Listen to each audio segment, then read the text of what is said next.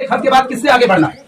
दुनिया में सबसे ज्यादा मशहूर था नेपोलियन। नेपोलियन आपने सुना, आप लोग पढ़ेंगे आगे चल के तो नेपोलियन बोनापार्ट नाम से नाम इसका पढ़ेंगे, बहुत मशहूर था। लेकिन उसके अंदर भी एक ख्वाहिश थी, एक खलिश थी, काश मैं और कमा लूं और आगे बढ़ जाऊं और लोग मुझे सीजर की तरह जाने। सीजर, जूलियस सीजर, जिसे आप लोग 8वीं 9वीं क्लास में जाएंगे तो इंग्लिश में आप विलियम शेक्सपियर के नाटक में पढ़ेंगे। जूलियस सीजर बहुत ही मशहूर था, लोग चाहते थे उसकी तरह जाने, वो भी इकट्ठा करके रखने की कोशिश करता था। लेकिन सीजर के अंदर भी यह ख्वाहिश थी कि काश मुझे लोग सिकंदर की तरह जाने। सिकंदर बहुत ज्यादा मशहूर था, हिंदी, उर्दू, अरबी, संस्कृत कोई भी पढ़े किसी भी लैंग्वेज में सिकंदर का नाम हर कोई जानता है।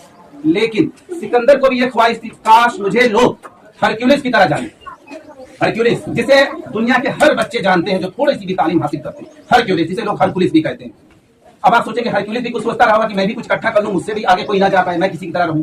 सच्चाई यह है कि हरक्यूलिस नाम का दुनिया में कोई शख्स था ही नहीं, ये मनगढ़ंत कहानियों का एक कैरेक्टर है। तो जब हरक्यूलिस नाम का कोई था ही नहीं तो सिकंदर सोचता किसके बारे में था। सच्चाई यह है कि ये ख्वाहिशें मिटती नहीं है, कितना भी हम बंद करके रखें। इसलिए हमारे दीन में कहा भी गया है कि हमारे पास जो है उसमें और भी हिस्सा है जरूरतमंदों का, तो कोशिश कर लें। क्योंकि हमारे यहाँ पढ़ने वाले बच्चों में से कुछ बच्चे ऐसे भी हैं जिनके लिए यहाँ पे आए हुए मेहमान बहुत कुछ करते हैं, तो क्यों ना हम और भी आगे बढ़कर कुछ करते रहे।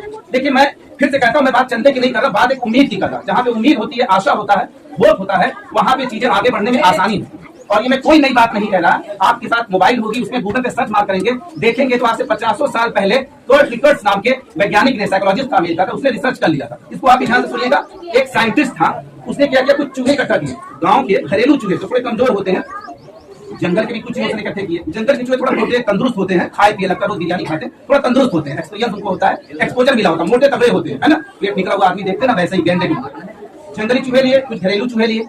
पहले क्या किया, उसने बड़ी सी बाल्टी में पानी डाला और उसमें उसने जंगली चूहों को डाल दिया। 2 मिनट के अंदर वो जंगली चूहे मर गए।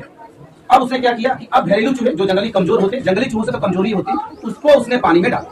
वो भी 2-3 मिनट के अंदर मरना शुरू किए। उसने क्या किया, मरने के पहले उन चूहों को निकाल दिया, बाहर ले गया, धूप में सुखाया, उनको तरोताजा किया, बढ़िया किया, रिफ्रेश किया, पहले जैसा किया। उसके बाद फिर पानी में डाल दिया। वो चूहे पूरे 60 घंटे तक जिंदा रहे, जबकि जंगली चूहे 2-3 मिनट में ही मर गए। ये जो घरेलू कमजोर चूहे थे 60 घंटे तक जिंदा रहे। वजह यह थी कि उनको उम्मीद थी कि फिर कोई आएगा उनको बचा लेगा। तो ये उम्मीदें जो है, वो उम्मीदें मैं गार्जियन से मांग रहा हूँ, अपने मेहमानों से मांग रहा हूँ, और जिम्मेदारी आपके साथ भी वो है कि जब अगला सेशन स्टार्ट होगा, जो मैंने कहा था कि आपकी भी जिम्मेदारी बताऊंगा, कोशिश करिएगा कि अपनी फीस अपने गार्जियन से कह के टाइम पे जमा करें। क्योंकि मैं मदरसे की ये सबसे बड़ी प्रॉब्लम देखा हूँ कि फीस टाइम पे जमा नहीं। देखिए, मेरा भी 20 साल का एक्सपीरियंस है टीचिंग फील्ड से।